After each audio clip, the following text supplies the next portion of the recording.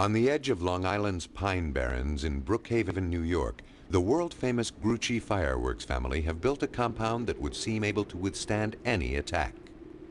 However, these reinforcements guard against danger not from the outside, but from within. The sandy soil of Long Island is perfect for building row upon row of neatly ordered bunkers, magazines that store explosive compounds, and fireworks. Near the end of the 19th century, a great uncle of the Gruccis, Angelo Lanzetta, brought over in a shoebox from Italy to New York closely guarded formulas for pyrotechnics. In 1938, Felix Grucci Sr. took over the business, and in the decades that followed, the family gained a reputation for artistry and inventiveness. However, it took a gold medal at the Monte Carlo fireworks competition in 1979 and the 1983 Brooklyn Bridge Centennial celebration to launch them into the big time.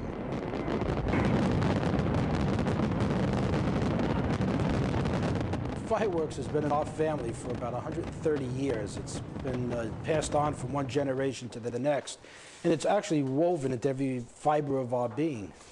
Part of the reason for the Grucci's success has been close attention to detail and to safety. Before entering the shop where shells are assembled, a worker touches a brass plate, drawing from her body any potentially dangerous static charge. Jimmy, a fourth-generation Grucci, personally primes and inspects a shipment of aerial shells that have come in from Asia. They are specially made with 2 fuses, one as a backup. Another worker attaches bags of black powder lifting charge. What we have behind me is custom-made aerial shells to the specifications of fireworks by Grucci. These aerial shells have 2 timing mechanisms on them, and each timing mechanism is primed with a powder charge. These timing mechanisms are designed to burn for approximately 3.5 to 4 seconds. They will allow this shell to reach an altitude of approximately 600 feet, where it will then burst open and expel all of the component parts. As do most large fireworks companies, Grucci also manufactures its own variety of aerial shells, blending the different chemical compounds and shaping the shells by hand. American-made shells are cylindrical in shape, giving them a more random burst. The colors, on the other hand, last longer relative to their spherical Asian counterparts, which spread into spectacular floral patterns and then fade. One of the company's major creative forces and grandson of the family patriarch is Phil Grucci. Phil has designed or choreographed many of the major fireworks displays of recent years. Now he's busy working on a show for the grand opening of the Reserve Casino in Las Vegas. We utilize the digital editor as our tool. The computer is our tool, but the actual creativity is our imagination.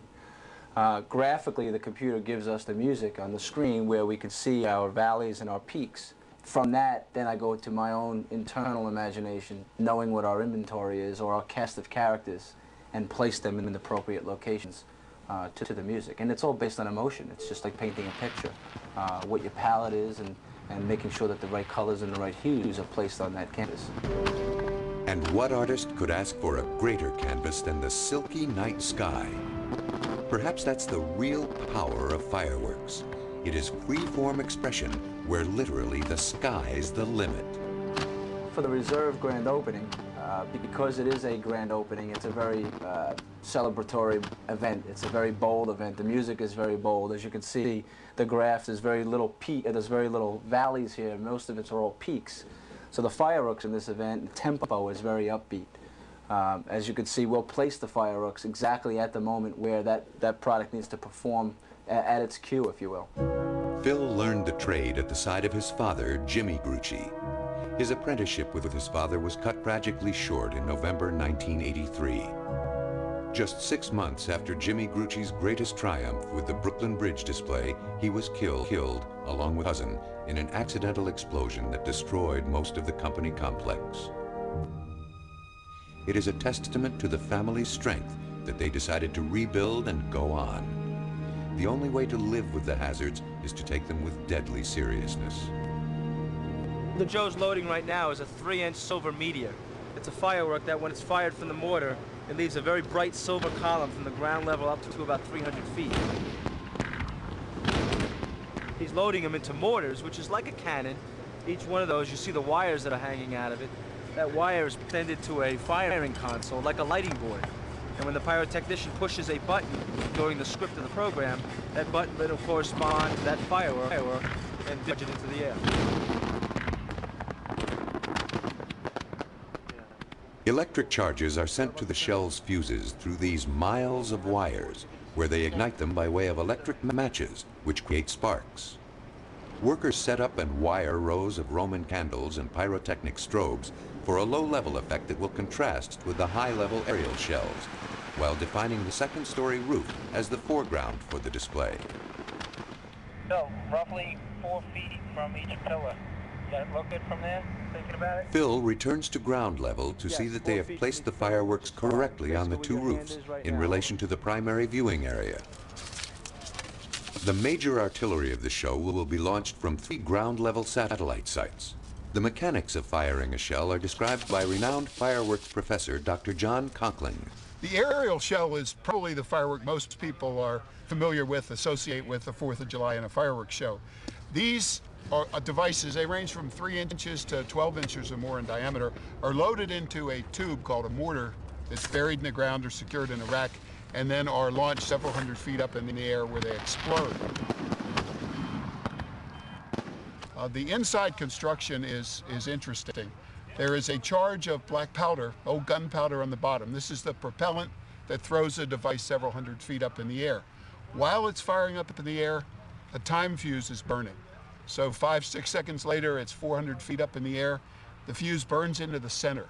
This is a black powder that's impregnated on rice hulls to give a nice quick flash and a burst. This explodes the package.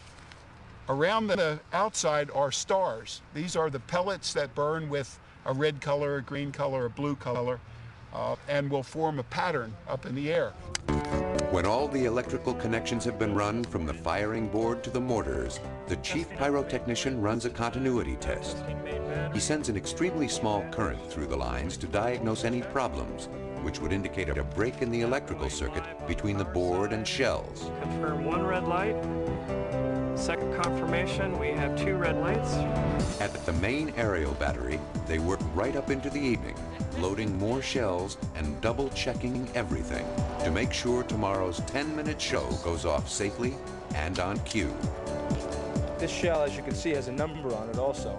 And this is designed in the program to be the 261st cue in the program.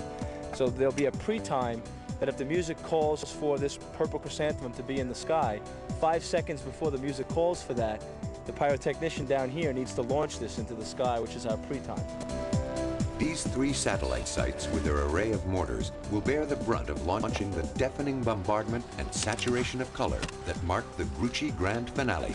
The sand in here is mainly to keep the mortars facing the way that you put them. So now, if you didn't have sand in there or anything holding the mortars, it would just flip-flop when it goes out. But now, as you see, we have these angled a little bit that way. On that side, we have them angled. So it fills up the sky and it covers the whole area. You're getting a beautiful scene of it all over.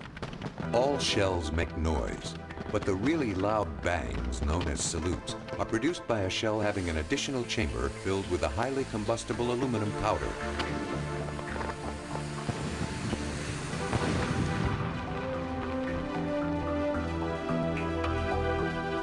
Whether they know it or not, all Las Vegas is in for a fireworks treat as big as the Nevada sky.